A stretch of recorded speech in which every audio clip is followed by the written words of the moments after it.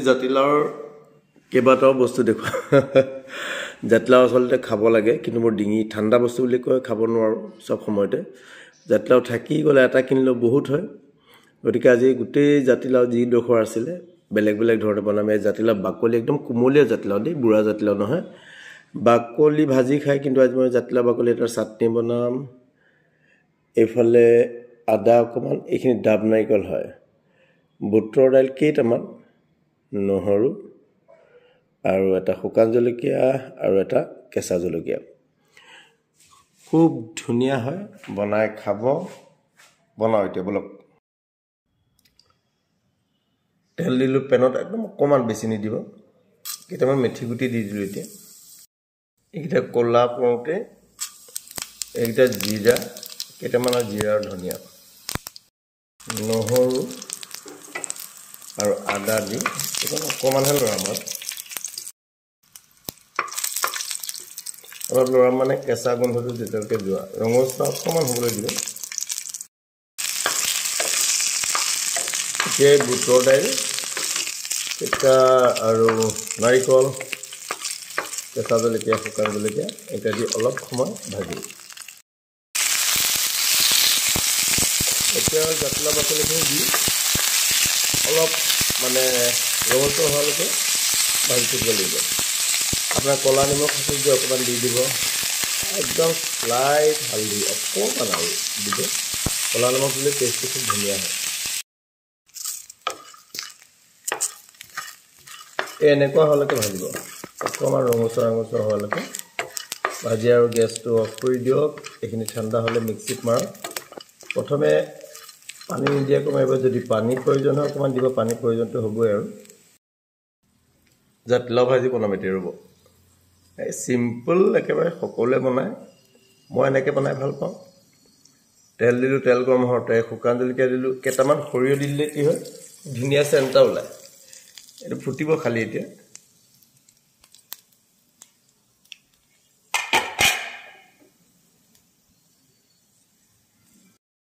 ফুটা দেখিছেনে ফুটাৰ লগে লগে মই পিঁয়াজ অকণমান দি দিম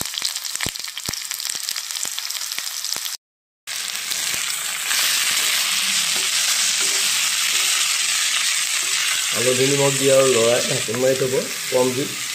সিজিবলৈ দিব জাতিলাও এনেও পানী ওলাবই আলু অকণমানো দিছোঁ মই খাবলৈ খুবেই ভাল হয় ন এতিয়া জাতিলাওৰ পৰঠা বনাম এইখিনি জাতিলাও গ্ৰেট কৰি লৈছোঁ পানী আৰু উলিওৱা নাই তাৰ পৰা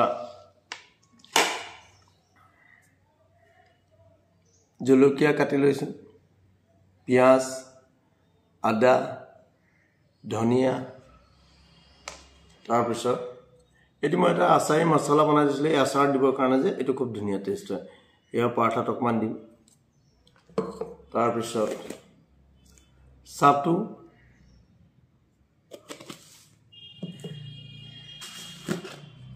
বেচন সোৱাদমতে দিম আৰু আটাৰ লগত এতিয়া আটাটো মাৰি লওঁ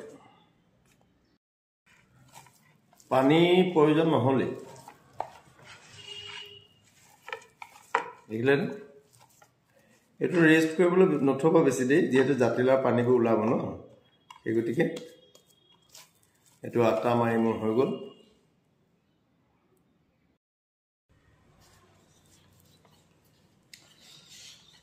বেছি দেৰি থৈ নিদিব যেহেতু জাতিলাওৰ পানীবোৰ ওলাই যাব ন গতিকে আটা দি ধুনীয়াকৈ এতিয়া বেলিম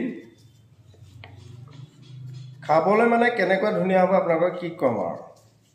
চাটু গুৰি দিয়া আছে বেচন দিয়া আছে মই যিটো আচাৰী মছলা দিছিলোঁ সেইটো এটা কেনেকুৱা মজা মানে ক'ব খাব লাগে আৰু সিজনেল বস্তু কিনা হাঁহৰ ঠোঁটলৈকে মঙহ গতিকেনো কিয় লোকচান কৰোঁ হয় নহয় ইয়াক এটা মিডিয়াম ফ্লেমত সিজিব কেলে জাতিলাওবোৰ কেঁচাটো অকমান সিজিলে খাবলৈ ভাল পাব যদি ঘি দিয়ে ঘি দিব ঘিটো খাবলৈ মন যায় কিন্তু আৰু জানেই নহয় মোৰ আৰু চকু ফুলিয়ে থাকে এটো ৰাইস ব্ৰেন অইল দিছো মই মিডিয়াম ফ্লেমত একদম ৰঙচুৱা হোৱালৈকে ভাজিব জাতিলাও বাকলি যে চাটনি এয়া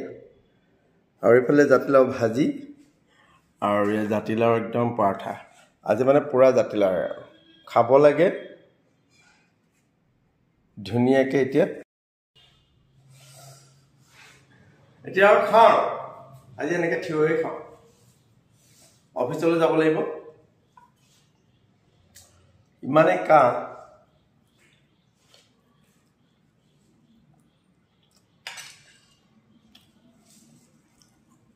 ইমান ধুনীয়া হৈছে জাতিলাও এটা কিনিলে মোৰ বহুত দিন যায় বেছি দিন থ'লে গুটি ওলাই যায় গতিকে আজি ইয়াক শেষ কৰোঁ বুলি লাগিলোঁ আৰু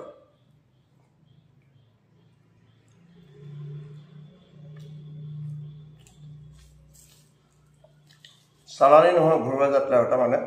আমাৰ লোকেল ইমান ভাল লাগিছে মানে খাব এনেকৈ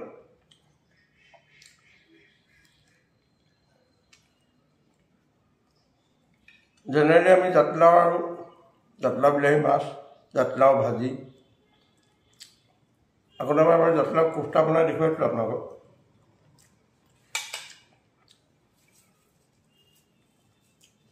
বাকলিৰ চাটনিটো খুব ধুনীয়া হয় যদি আপোনাৰ ফ্ৰেছ নাৰিকল আছে দিব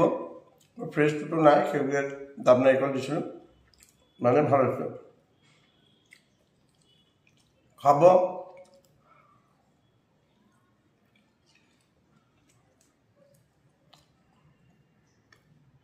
হাঁহি মাতি যি থাকক জীৱনটো অতিবাহিত কৰক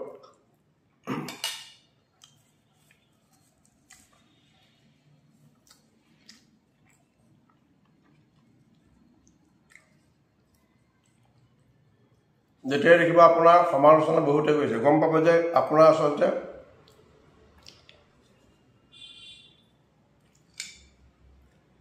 কৃতকাৰ্যতা জ্বলে সিহঁতি আপুনিতো তেওঁলোকৰ বিষয়ে চিন্তা কৰি মূৰটো ঘুমোৱা নাই হয় নহয় ভাবক বেয়া চিন্তা কৰিলেও আপোনাৰ কথাটো সিহঁতি ভাবি থাকে হয়নে মোৰ অফিচতে আছে পাগল দুটামান পাগল মানে একদম পাগল আৰু আপোনাক কি ক'ম আগৰ নম্বৰত যে কৈছোঁ আমাৰ ডিপাৰ্টমেণ্টটো গোটেই এক্সটাৰ্নেল তেওঁলোকে জানে মন্ত্ৰীসভা এনেকুৱা এজন মন্ত্ৰী নাই যিজন তেওঁলোকৰ পৰিয়ালৰ নহয় ডিপাৰ্টমেণ্টৰ এনেকুৱা এজন আমাৰ অফিচাৰ নাই যিজন তেওঁ চিনি নাপায় কিন্তু কামত আকৌ ফুচটোত একোডাল নাই লেকচাৰ তুমি দেখিবা দুনিয়াত 10 নম্বৰী কথাবোৰ পৃথিৱীৰ গোটেই মূৰ্খখিনিয়ে আছোঁ আমি আৰু সেই বিজ্ঞসকল তেওঁলোকে কেতিয়াবা এনেকুৱা মন কৰে নহয় ধৰি যে একদম খুব পিটন দিম মই একো সিহঁতৰ একো হাৰ্ম নকৰোঁৱে কি ভৰ্তি নাছিল নাচি থাকক মোৰ পিছত আকৌ লাগি থাকে কাম কৰা দেখিব নোৱাৰে 100% কাম কৰিলোঁ কাৰণে সিহঁতৰ চকু জ্বলিলে মাথা সেইবোৰতে মাৰি দেখা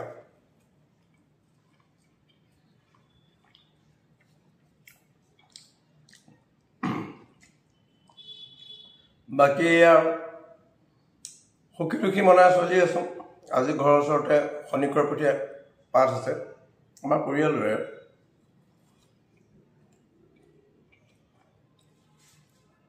আমাৰ ইয়াত শনিকৰ পুথি এবাৰ প্ৰথম মানে আজিলৈকে আমাৰ হোৱা নাই এবাৰ ওচৰৰ গাঁওখনলৈ নিওঁতে মানে আমাৰ নামঘৰত এনেই থৈছিলে এই বিষয়ে ইমান জ্ঞাত নহয় মই আচলতে কাহিনীটো এবাৰ শুনিছিলোঁ কিন্তু পাহৰিলোঁ আৰু গধূলি যাব লাগিব এতিয়া পৰাঠা খালোঁ আপোনালোকে ব্ৰেকফাষ্ট কৰক গৈ যাওক 9:30 হৈ গ'ল আজি মানে সোনকালে যাম অলপ লাইফটো উপভোগ কৰি থাকক যিমান পাৰে মোক সমালোচনা কৰিব দেই খুব ভাল লাগে মোক লৈ যে মূৰটো ঘবাই থাকে